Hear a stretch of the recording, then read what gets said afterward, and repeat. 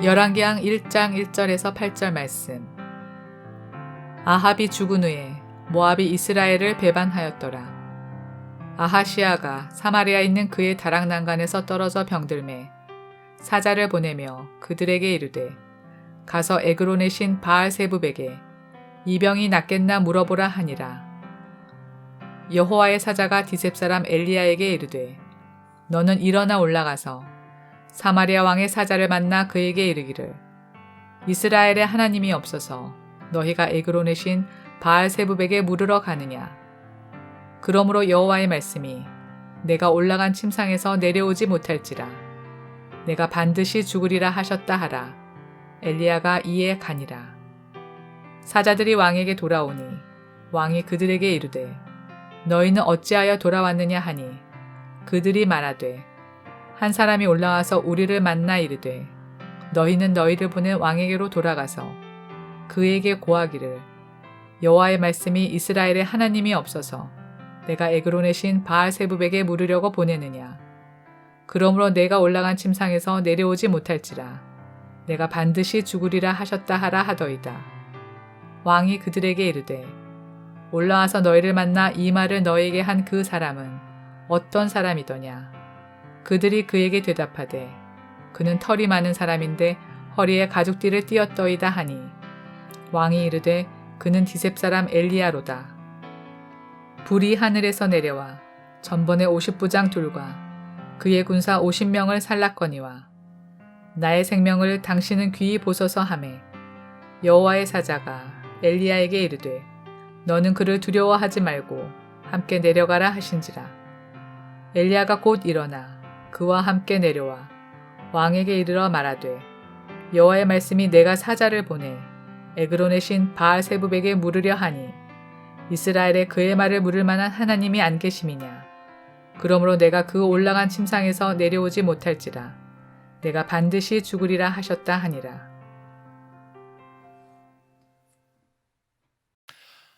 여러분, 모든 사람에게는 빠지기 쉬운 함정 몇 가지가 있는 것 같아요. 뭐 동서고금이건 비슷한 것 같습니다. 우선 돈의 유혹, 돈의 함정. 뭐 참 지금도 맘모니즘 이야기를 많이 하니까 늘 이게 우리에게는 함정이고 덫입니다. 그런가 하면 또 힘, 파워에 대한 유혹 만만치가 않죠. 권력에 대한 집착, 이것도 뭐 많은 사람들에게 이게 덫이 되지요. 그런가 하면 뭐 계속 뉴스에 올라오는 것은 성에 대한 유혹. 참 이름 있고 꽤 유명 인사인데도 불구하고 이런 덫에 걸려서 넘어지는 것을 우리는 뭐 부지기수로 많이 보지 않습니까? 참 뉴스에 올라오는 그 사건 사고의 대부분은 가만히 이렇게 보면 이 세 가지가 아닌가 하는 생각이 들 정도예요. 여러분 뭐 비근하게 최근에 일어난 우리 사회 문제들, 뭐 뉴스를 탄 얼굴을 알만한 그 유명 인사들 생각해 보면 뭐 하루 아침에 이렇게 해서 참 흔히 하는 말로 패가망신하는 경우가 적지 않이 있지 않습니까? 그러니까 이런 생각이 들어요. 뭐 이렇게 가다가는 내가 망할 게 뻔하다. 이걸 모를 리가 없을 텐데, 모를 리가 없을 것 같아요. 제 생각에는 뭐 알만한 사람이니까요. 그런데 그 자신의 그 욕망을 결국 이기지를 못하고 완전히 무너져 버리는 이런 사례들을 너무 많이 저희가 접하지 않습니까? 참 이런 걸 보면서 그런 질문이 들어요. 사람이 도대체 뭔가? 사람은 도대체 어떤 존재인가? 참 얼마나 한편으로 보면 어리석습니까?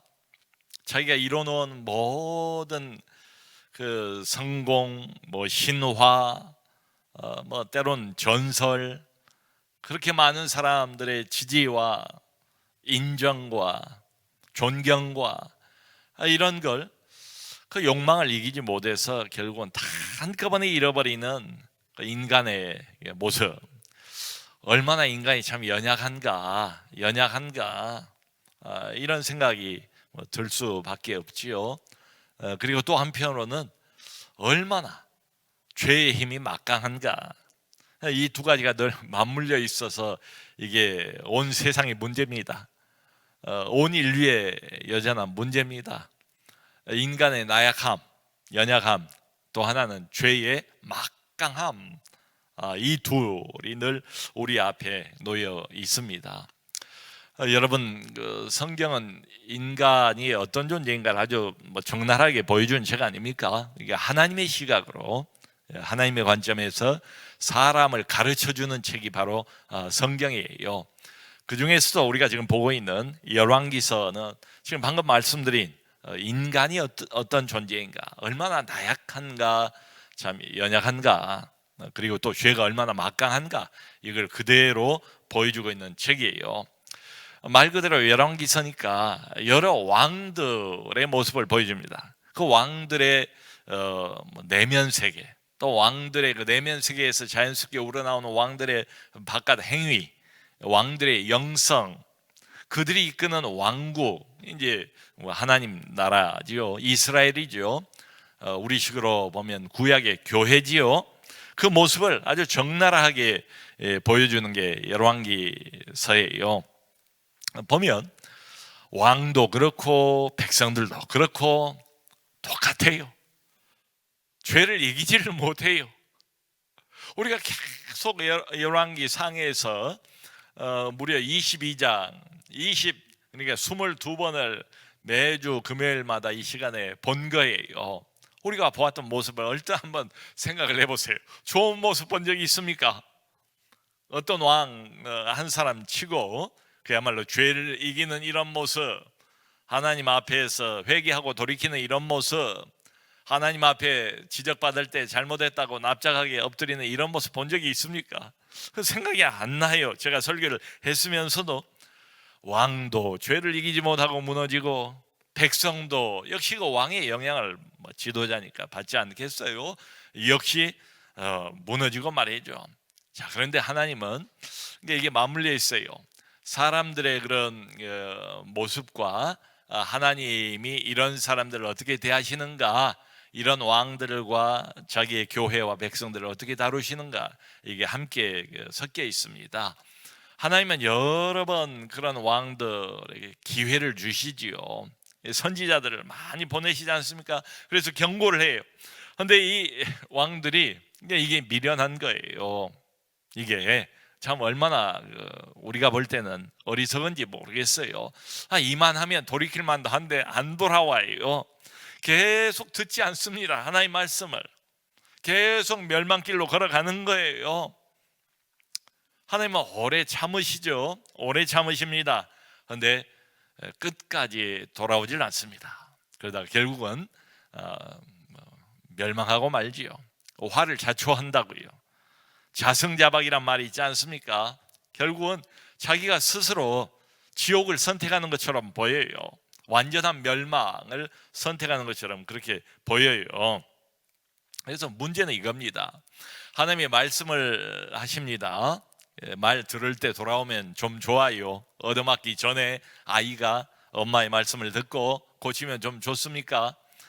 그런데 왕들도 보면 돌아오지를 않아요. 말로 해서는 안 되니까 하나님이 이제는 행동으로 옮기십니다. 고통을 주십니다. 일종의 자극이죠. 우리도 아이들이 말 듣지 않을 때 몇 번 말을 해보다가 그래도 안 되겠다 싶으면 아이를 생각하는 마음으로 부모가 매를 들지 않습니까? 하나님도 매를 들어요. 고통이 와요. 이게 돌이키라는 자극이에요. 꼭 미워서 저주해서 완전히 이 백성들을 없애버리기 위해서 처음부터 하나님이 그러시진 않아요. 여러 번 기회를 주시고 말씀을 하시고 돌아오라고 충분히 알아먹도록 여러 선지자를 보내시고, 그래도 안 돌아오니까 또 고통을 주시고 다른 나라를 들어서 자기 백성들을 치시고. 문제는 이겁니다. 고통을 당할 때는 그게 특별한 하나님의 간섭이다, 이렇게 생각을 해야 되거든요. 하나님께서 지금 뭔가 우리에게 크게 외치고 계시는구나. 지금 이쯤에선 돌이켜야 되겠구나, 이대로 더 가다가는 안 되겠구나, 이런 생각을 해야 되는데 그 생각을 못 하는 거예요. 그러니까 문제가 이겁니다. 고통을 당할 때 돌이키면 괜찮아요. 거기서 고통이 끝납니다. 그리고 또 새로운 관계를 하나님과 맺고 시작을 하면 돼요. 주님은 그걸 기다리시는 거지요. 그리고 고통을 주시는 이유도 사실은 돌이키라고 주시는 것이고, 성경을 보세요. 뭐 구약에 계속해서 여러 선지자들이 하는 이야기들을 가만히 더듬어 보면 요점은 한 가지예요. 내게로 돌아오라, 하나님께로 돌이키라는 거예요. 이제 그만 자행자지하지 말라는 거예요. 멋대로 살지 말라, 내 음성에 귀를 기울이라, 이제는 불순종을 그쳐라. 그때 듣고 아프긴 하지만 아픈 가운데 교훈도 크게 얻을 수 있지 않습니까? 돌아오면 괜찮아요. 근데 끝까지 마치 무슨 미친 짐승처럼 끝까지 멸망 길로 그냥 다름질치는 이런 모습을 반복해서 우리가 보았습니다. 그러니까 인간이 도대체 무슨 존재이길래 이런가, 이렇게도 고집이 센가, 이렇게도 불순종에 대한 욕망이 강한가, 이렇게도 죄의 권세가 센가, 이런 의문이 드는 거지요. 당해도 회개할 줄 모른다. 충분히 고통을 겪고 있는데도 회개할 줄 모른다. 이 하나님께서 이런 말씀도 하세요. 하도 안타까우시니까 그렇게 말씀하시겠죠. 얼마나 더 맞아야 내게로 돌아오겠느냐. 머리끝에서 발끝까지 온통 얻어맞은 상처로 가득 찼는데도 불구하고 언제까지 내게 버티려고 하느냐, 언제 내게로 돌아오겠느냐, 이런 말씀을 하신 적도 있습니다. 그 오늘 이제 열왕기하 첫 장 아닙니까? 이 주인공은 아합의 아들이에요. 아합은 이제 죽었고, 지난 열왕기상 마지막 장에서 그 아들이 아하시아라는 왕인데요, 8대 왕입니다. 8번째, 북이스라엘의 8번째 왕인데요, 오늘 본문을 보면 이 아하시아가 왕이 돼가지고 두 가지 어려움에 직면을 했다는 거예요. 그 이야기부터 나와요. 이게 첫 번째는 그동안 다윗 이후로 이스라엘의 속국이었던 모압, 다윗이 얼마나 영토를 넓혀놨습니까? 막강한 이스라엘의 힘을 구축을 해놓았던 사람이 다윗이죠. 그 다윗 때부터 모압이 이스라엘의 속국이었어요. 그런데 이 모압이 배반을 했어요. 그러니까 이스라엘에게 등을 돌리고 독립을 선언했다, 이 말이지요. 요 하나가 큰 어려움, 정치적인 어려움. 그러니까 국제 외교 관계에 아시아가 큰 어려움에 봉착을 했습니다. 근데 이 어려움도 그냥 오는 게 아니라는 게 성경이 하고 싶은 이야기예요. 겉으로 볼 때는 뭐 국제 외교 관계고 뭐 기타 등등의 설명과 이유가 가능하겠지만은, 그런데 성경은 그렇게 말하지를 않습니다. 그리고 또 하나 어려움은 이 사람이 아시아가 왕이 난간에서, 이 난간은 무슨 난간인가 하면 이스라엘 사람들은 그 집을 지을 때 지붕을 평평하게 만들어요. 여러분들도 아시는 것처럼. 그래서 신약에 보면 누굽니까? 베드로가 옥상 위에 올라가서 기도하다가 보자기 환상을 보고 그런 적이 있지 않습니까? 지붕이 평평하기 때문에 여러 용도로 쓸 수가 있어요. 근데 왕궁 지붕에다가 이 아시아가 다락방을 지었는데, 다락방이라고 해서 아주 작은 이런 게 아니고 왕궁 지붕에 있는 다락이니까 제일 높은 데서 좀 멀리까지 좋은 경치를 감상할 수 있는 아주 쾌적한 왕이 머물 만한 휴식 공간, 이렇게 생각하면 될 거예요. 근데 거기 창문이 있지 않겠습니까? 그 창문을 통해서 바깥에 좋은 경치들을 관람을 하겠지요. 예를 들어 요즘 같으면 얼마나 이 봄의 경치가 아름답습니까? 온통 세상이 연초록색으로 물들어 있는 가장 1년 중에서 아름다운 계절, 그 중에서도 4월 말이지요. 그걸 감상을 하다가 아마 그 난간에서 떨어져 버렸대요. 떨어져가지고 아주 크게 부상을 입었답니다. 다친 거예요. 침상에 누워가지고 꼼짝을 할 수 없는 이런 상태가 되어버렸답니다. 이 두 가지 어려움을 성경이 이야기를 합니다. 자, 여러분, 이 두 가지 왕이 만난 어려움, 일반적인 관점에서 바라보면 뭐 얼마든지 그럴 수 있는 이야기죠. 말씀드린 것처럼 국제 외교라는 게 뭡니까? 우리도 지금 뭐 국제 외교, 미국, 중국, 러시아, 일본 그 강대국들 다 그 한가운데 이 한반도가 있어가지고 시시때때로 얼마나 어려워요. 이쪽 눈치도 봐야 되고 저쪽 눈치도 봐야 되고 이쪽을 손잡으려고 하면 저쪽이 또 돌아서고 말이죠. 이 국제 외교라는 게 얼마나 또 민감합니까? 일반적인 관점에서 보면 뭐 얼마든지 이럴 수 있지요. 일어날 수 있는 일이에요. 자기가 속국이었다가 이제는 해볼만 하니까 아합이 사실은 그 오므리 왕조, 가장 북이스라엘 그 왕조 중에서도 막강했던 오므리 왕조의 마지막 왕이 아합 왕이 이제는 해볼만 하다 싶으니까 이제 뭐 자기 고개를 든 것 아니겠어요? 이 모압 사람들이. 그래서 이스라엘 배반했어요. 독립을 해버렸어요. 이럴 수 있죠. 또 평평한 지붕 그 다락에 거기서 창문 열고 먼 경치를 참 기분 좋게 감상을 하다가 부주의 때문에 뭐 가끔가다 그런 뉴스가 나오잖아요. 사람이 부주의하다가 그냥 거기서 떨어진 거예요. 난간에서. 그럼 뭐 다치겠지요. 얼마든지 이럴 수 있겠다. 자, 그런데요, 이걸 성경에 왜 기록을 해놨을까요? 이런 이야기까지를 구체적으로 영적인 관점으로 바라보면 이게 보통 사건이 아니다. 그냥 일반적으로 일어날 수 있는 일, 이게 아니다. 단순히 그저 뭐 하나의 해프닝, 이런 일이 있었구나 이때에, 그걸 이야기하고 싶어서 이걸 기록해 놓은 게 아니다. 말하자면 어쩌다 일어난 일이 아니다. 우연이 아니다. 하나님의 개입이 있다. 하나님의 어떤 사인이 여기에 있다. 영적인 의미가 있는 이런 사건들이다 이 말입니다. 그러니까 이걸 하나님의 시각으로 봐야지요. 이 사건들을 어쩌다 일어난 해프닝이 아니고 이렇게 접근을 해야 깨달음이 와요. 근데 아하샤는 전혀 감을 못 잡은 거예요.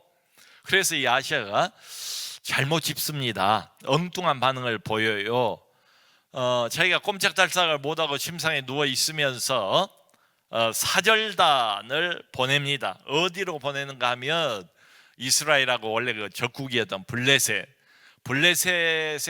큰 도시가 5개 있는데 그 중에 하나가 에그론이에요. 여기 나와 있는 에그론으로 사절단을 보내요. 보내면서 이렇게 물어볼 말까지 다 가르쳐줘요. 이 블레셋 사람들이 섬기는 신이 바알세붑입니다. 바알세붑은 파리의 왕, 파리의 주, 이런 뜻이에요. 이게 유대인들이 경멸하는 의미로 신약 시대에는 이 바알세불, 사탄, 귀신의 왕, 귀신의 주, 악한 영의 대장, 사탄을 바알세불로 지칭을 해서 예수님을 비아냥거리는 대목이 나오지 않습니까? 그 바알세불이에요. 바알세불. 그러니까 여러분, 그 이집트 사람들은 개구리를 신으로 섬겼습니다. 개구리를 말이죠. 또 인도 사람들은 지금도 어느 부족은 쥐를 신으로 섬겨요. 쥐를. 이 블레셋 사람들은 파리를 얼마나 인간이 참 상식 이하에 그야말로 어리석은지 모르겠어요. 파리를 신으로 섬기는 바알세붑. 그 바알세붑 그 신에게 가서 물어보라는 거예요. 내가 지금 병이 걸렸는데 이 병이 낫겠는가를 바알세붑에게 물어보라고 사절단을 공식적으로 편성을 해서 보낸 거예요. 블레셋으로. 이게 말이 됩니까?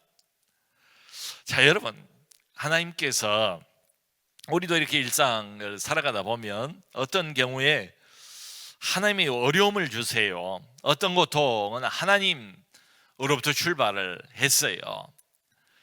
이제 모든 어려움을 다 여기다가 억지로 갖다 붙이면 좀 곤란해집니다. 그럼 미신적이 돼요. 그 감기를 걸려도 무슨 영적인 의미가 있는가? 배탈이 나도 무슨 영적인 의미가 있는가?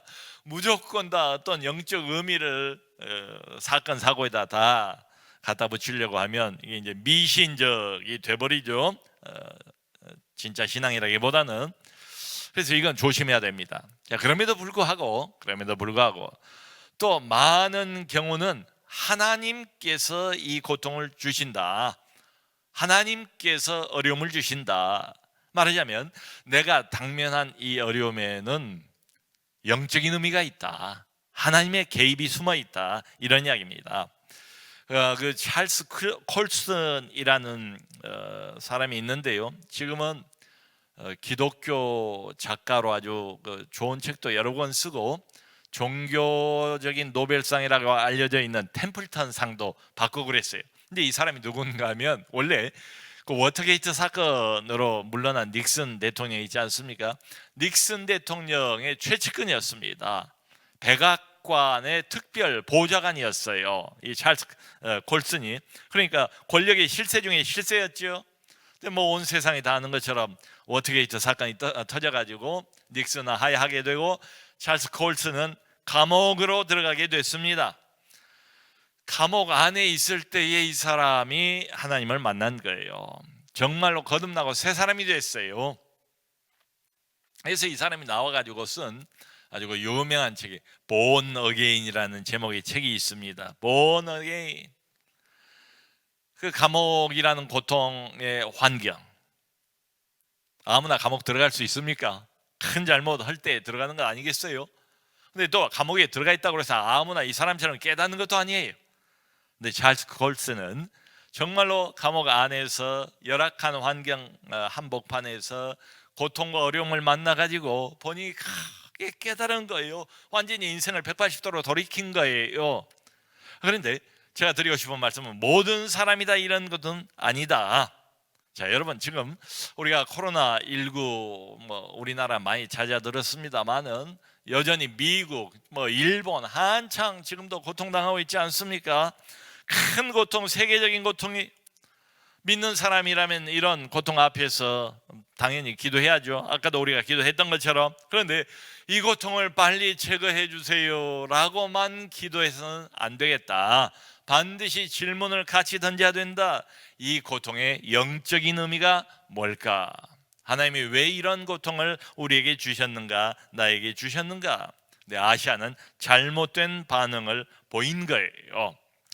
그래서 하나님께서 엘리야를 통해서 말씀을 하십니다. 뭐라고 말씀하시는가 하면 참 재밌어요. 이스라엘에 하나님이 없어서 블레셋을 찾아가서 블레셋 신인 바알세불에게 질문을 던지느냐? 하나님이 좀 화가 나셨습니다. 자존심이 상했습니다. 그러므로 네가 올라간 침상에서 결코 내려오지 못하리라. 반드시 죽으리라. 라고 전달하라고 엘리야에게 시켰어요. 그래서 이제 이 사절단이 블레셋 에그론으로 가다가 엘리야를 만난 거예요. 엘리야의 말을 들었어요. 그리고 도중에 일찍 돌아왔어요. 그걸 보고 이 아하시아 왕이 어찌하여 이렇게 빨리 돌아왔느냐? 아직 돌아올 때가 아닌데 라고 질문을 합니다. 그랬더니 이 사람들이 한 사람 선지자가 나타나서 우리를 만나서 여호와의 말씀이라고 이렇게 전가를 하더이다. 이제 전달한 거예요. 그러니까 아하시아 왕이 짚히는 데가 있지요. 어떻게 생긴 사람이더냐 물어보니까 털이 많이 났고 허리에는 가죽띠를 띠고 있는 사람입니다. 보통 일반 유대인들은 배로 만든 띠 이런 것들을 띠었는데 가죽띠를 띠고 있는 사람입니다. 당장에 압니다. 그 사람은 디셉 사람 엘리야로다. 그리고는 그 다음에 이것도 이제 하나의 기회일 수 있어요. 이쯤에서 하나님의 음성을 듣고 마음을 하나님 쪽을 향해서 열고 엘리야를 통해서 주신 말씀에 귀를 기울이면 됐어요. 근데 여기서 다시 또 마음을 완악하게 해서 이렇게 말합니다. 50부장하고 군사 50명을 엘리야를 잡으러 보내는 겁니다. 엘리야가 가보니까 산 꼭대기에 있더래요. 아마 갈멜산일 것 같아요. 그러니까 어디 숨거나 이러질 않았어요. 올 줄 알고 있었어요. 엘리야가 어떤 사람입니까? 400명 선지자하고 거짓 선지자하고 한판 대결을 벌였던 그런 사람 아니에요.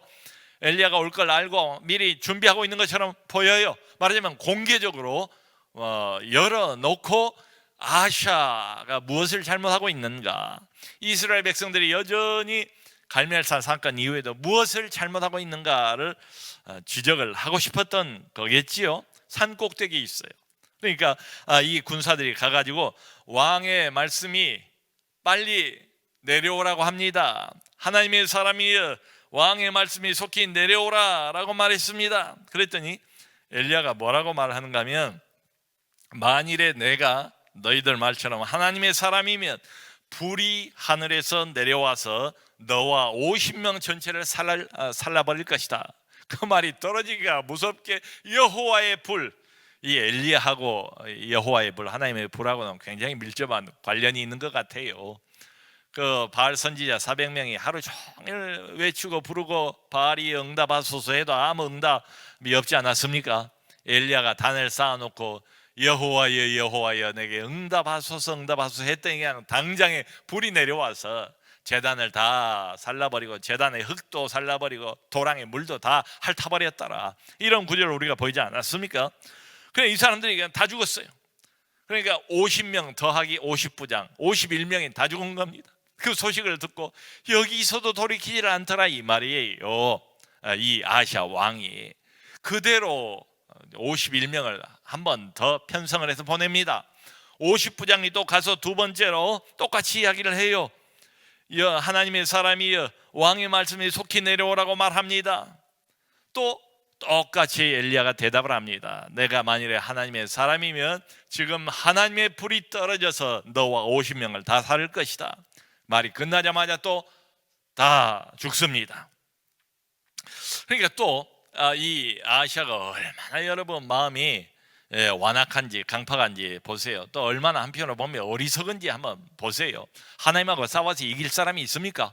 지금 누구를 상대로 해서 대결을 하고자 하는 것입니까? 세 번째로 똑같이 50부장과 50명의 군사를 또 보내는 거예요. 자, 그런데 이번 세 번째 50부장은 다른 반응을 보입니다. 하나님의 사람 앞에, 엘리야 앞에 털썩 무릎을 꿇고 엎드려 간구하는 거예요. 기도하는 거예요. 하나님의 사람이여, 제발 나와 이 50명의 생명을 귀히 여겨주소서. 이걸 보고 엘리야가 그 사람들과 함께 갑니다. 함께 가요. 그리고 아시아 왕을 만나가지고 직접 선언을 해요. 여기 16절을 보면 똑같이 말해요. 아니, 이스라엘에 신이 없단 말인가? 신이 없기에 저 멀리 적국인 블레셋 가서 바알세불에게 너의 앞으로의 미래에 대해서, 미래의 운명에 대해서 그것을 물어봐야 한단 말인가? 그러면서 네가 이렇게 했으니 결코 너는 네 상에서 일어나지 못하고 죽으리라 라고 하나님께서 말씀하셨다 라고 엘리야가 그대로 전달을 합니다. 그리고 이제 17절을 보면 그 뒤에 17절을 보면 이렇게 되어 있어요. 왕이 엘리야가 전한 여호와의 말씀대로 죽고, 왕이 죽었대요. 엘리야가 전달한 하나님의 말씀대로 됐대요. 자, 이게 지금 열왕기하 1장의 스토리입니다. 여러분, 우리가 여기서 뭘 배워야 할까요? 자, 중요한 것은 팩트가 중요하다고 하지 않습니까? 뭐든지 팩트가 중요해요. 첫 번째 팩트는 뭐냐? 아하시아가 당면한 첫 번째 팩트, 모압이 배반을 했다, 이거. 그리고 내가 심각한 병에 걸렸다, 개인적인 어려움, 이 팩트예요. 두 번째 팩트는 뭐냐? 군사들을 보냈어요. 그런데 군사들이 두 번 다 전멸을 해버린 거예요. 그러니까 50명씩 거기다 50부장 두 사람이니까 102명이 아주 한 사람도 남겨놓지 않고 다 전멸을 해버렸습니다. 하나님이 진노하신 거지요. 자, 여러분, 이게 팩트예요. 그럼 이제 감을 잡아야 되지 않습니까? 내가 겪는 고통이 있습니다. 내가 겪고 있는 어려움이 있습니다. 어려움은 피부로 느끼는 것 아닙니까? 이게 사실이에요. 팩트예요. 그리고 지금 아시아 왕이 두 번이나 자기 뜻대로 해보려고 시도를 뭔가를 했잖아요. 근데 실패해버리지 않습니까? 내가 고통을 겪고 있습니다. 뭔가 내 나름대로 시도를 해보려고 하는 일마다 계속해서 실패를 합니다. 그러면 믿는 사람 같으면 이쯤에서는 반드시 한 번쯤은 물어봐야 되지 않습니까? 하나님께로 마음을 돌이킬 생각을 해야 되지 않겠습니까? 하나님의 음성에 귀를 기울여야지요. 혹시 이 고통이, 혹시 이 어려움이 하나님이 내게 주신 경고가 아닌가, 하나님의 개입이 있지 않은가. 하나님과 싸우지 말아야지요. 적어도. 아니, 이쯤에서는 자 보세요. 그러니까 모압이 배반을 했어요. 그것도 하나님의 역사예요. 다락에서 떨어져 가지고 크게 부상을 입었어요. 그것도 하나님의 개입이에요. 그래서 저기 블레셋으로 사람 사절단을 보냈어요. 엉뚱한 일을 했어요. 그랬더니 엘리야를 통해서 하나님이 말씀하셨어요. 그래서 50부장을 보냈습니다. 2번이나 3번이나. 여러분, 이쯤 되면 살기 위해서라도 말이죠. 살기 위해서라도, 엘리야를 통해서 이미 하나님이 말씀을 하셨잖아요. 너 살지 못한다 이대로 나가다가는. 그래도 아직 그때만 해도 죽지 않지 않았습니까? 기회가 있지 않습니까? 지금이라도 돌이키면 되지 않습니까? 진심으로 뉘우치면 되지 않습니까? 언젠가 아합 왕도 진심으로 한번 회개하고 돌이켰더니 하나님이 당장에 용서를 해주신 이런 경우도 있지 않았냐, 이 말이죠. 여기까지 왔으면 살기 위해서라도 돌이켜야 되지 않습니까? 그런데 끝까지 회개하지 않는 겁니다. 여러분, 얼마 전에 우리가 고난주간 즈음에서 마가복음의 마지막 부분을 보지 않았습니까? 가룟 유다가 예수님을 배반한 장면 말이죠. 여러분 생각나세요? 예수님이 끝까지 가룟 유다에게 기회를 주는 것처럼 보이는 장면들이 나왔어요. 마지막 그 만찬에서 나와 함께 먹는 자가 나를 팔리라. 제자들이 나는 아니죠. 그러니까 한 번 더 말씀하세요. 나와 함께 그릇에 손을 넣는 자가 나를 팔리라. 그러니까 아직 기회가 있다고요. 돌이킬 기회가 있다, 이 말이죠. 예수님께서 마치 유다를 간접적으로 지적을 하면서 돌이킬 것을, 이쯤에서 그만 중단할 것을, 회개할 것을 말씀하시는 것처럼 보이지 않습니까? 근데 안 돌아와요. 이게 문제다. 하나님의 백성들도 얼마나 미련한지, 얼마나 완악한지, 하나님이 깨달으라고 말씀 주셔도 말씀 안 듣고, 하나님이 안 깨달으니까 고통 주고 어려움을 줘도 그래도 깨달을 줄 모르고, 여전히 하나님께 등 돌리고 자행자제하고 어둠 속을 막 질주를 하는 것처럼 보이는 이런 경우도 얼마든지 있다. 여러분, 천국에도 가보면 죄인들밖에 없대요. 지옥에도 가보면 다 죄인들밖에 없대요. 그런데 결정적인 차이가 한 가지 있답니다. 천국에는 회개한 죄인들만 있더라. 다 죄인들이에요. 근데 회개한 죄인들만 있더라. 사랑하는 성도 여러분, 회개가 그래서 중요합니다. 그냥 이거 주세요, 저거 주세요, 이 고통 모면하게 해주세요, 빨리 이 고통 벗어나게 해주세요, 이렇게 기도만 할 게 아니에요. 하나님이 왜 이 고통을 주셨는데요? 왜 어려움을 주셨는데요? 회개를 하나님이 기다리지 않겠습니까? 회개하면 용서해 주세요. 여러 번 하나님께서 돌이키라 기회를 주셨습니다. 사람을 보내시기도 하고 여러 말씀을 통해서 경고를 하시기도 하고, 그런데 돌아오지 않아요. 돌이키지 않아요. 그래서 어려움을 또 주십니다. 여기 보는 것처럼 어려움이 점점 더 가중이 돼요. 돌아오지 않으니까, 돌이키지 않으니까 계속 어려움이 가중되지 않습니까? 나중에는 어떻게 돼요? 마치 최후 통첩처럼 아시아에게 그렇게 보이지 않습니까? 여기서 더 나가면 안 돼요. 여기서는 그쳐야 돼요. 더 나가면 죽음이에요. 근데 멈추지를 않습니다. 저도 개인적으로 우리 이제 성도들 참 말은 못해요. 말을 해야 되는 때가 있고 또 말을 참아야 되는 때가 있는데, 기도는 하지요. 항상 기도는 하죠. 근데 아슬아슬해 보이는 성도들도 있다. 하나님의 백성이 분명한데, 하나님의 간섭과 하나님의 주권 하에 그 인생 전체가 놓여 있는데, 일거수일투족까지 머리카락 하나까지 하나님이 헤아리시는 그런 사람인데, 하나님의 특별한 간섭을 받고 있는 그런 사람인데, 제가 볼 때는 매우 아슬아슬해 보여요.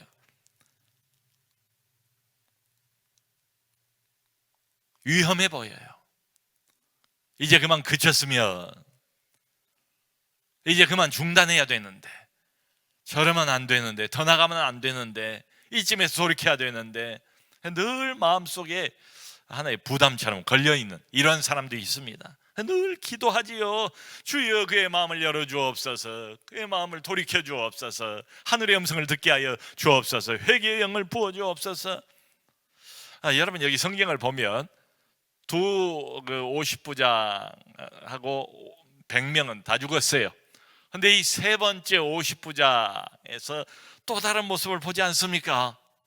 얼마나 지혜로운 사람입니까? 이 사람은 감을 잡은 거예요.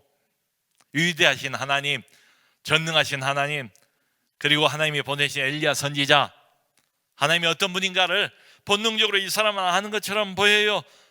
그 앞에 털썩 무릎을 꿇고 나를 불쌍히 여겨 주옵소서, 하나님의 사람이여 나와 이 50명의 생명을 귀히 여기소서, 자비와 긍휼을 베풀어 주옵소서. 여러분 이게 보이는 건 뭡니까? 아직 기회가 있다 이 말이죠. 돌이킬 기회가 있다고요.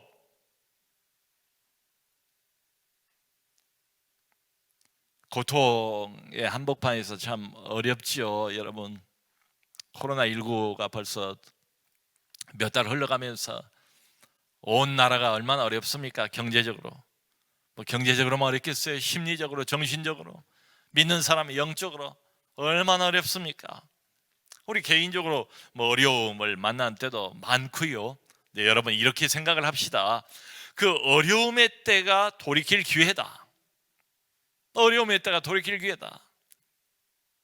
낙심만 하고 있을 게 아니라 하나님께로 마음을 향할 때다. 하나님께로 마음을 돌이킬 때다. 마음을 하나님께로 돌이키고 그리고 회개하고 세 번째 50부장처럼 하나님이여 내가 잘못했습니다. 이것 때문에 이런 어려움을 주셨군요. 나를 돌이키기 위해서, 내 영혼을 위해서 하나님께서 이런 문제를 허락해 주셨군요. 하나님이여 돌아가겠습니다. 나를 불쌍히 여겨주세요. 자비와 긍휼을 베풀어 주세요.